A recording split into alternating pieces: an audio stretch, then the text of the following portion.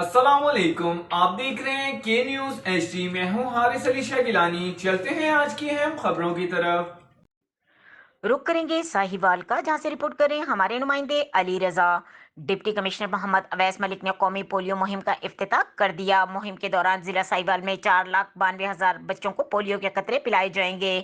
مہم 28 فروری سے 4 مارچ تک جاری رہے گی۔ پولیو مہم کی افتتاحی تقریب گورنمنٹ حاجی عبدالقیوم اسپتال میں ہوئی۔ ڈپٹی کمشنر نے 2 سالہ بچے محمد زین کو پولیو ویکسین پلائی۔ سی ای او ہیلتھ ڈاکٹر مشتاق احمد سپرا اور ایم ایس ڈاکٹر فرقان حسین، ڈاکٹر شکیل ڈیوڈ اور ان کے ہمراہ تھے۔ ڈپٹی کمشنر محمد اویس ملک کی تمام سرکاری محکموں کو پولیو مہم میں حصہ لینے کی ہدایت۔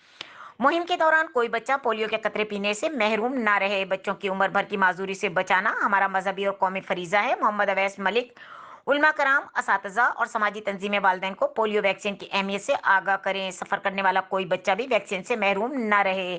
5 روزہ پولیو مہم کے لیے 1732 ٹیمیں تشکیل دے دی گئی ہیں۔ سی ای او ہیلتھ ڈاکٹر مشتاق احمد سپرا عملے کی تربیت کے لیے خصوصی ورکشاپس بھی منعقد کی گئیں۔ سی ای او ہیلتھ ویکسین کی کولڈ چین محفوظ رکھنے کے بھی مناسبت انتظامات کیے گئے ہیں۔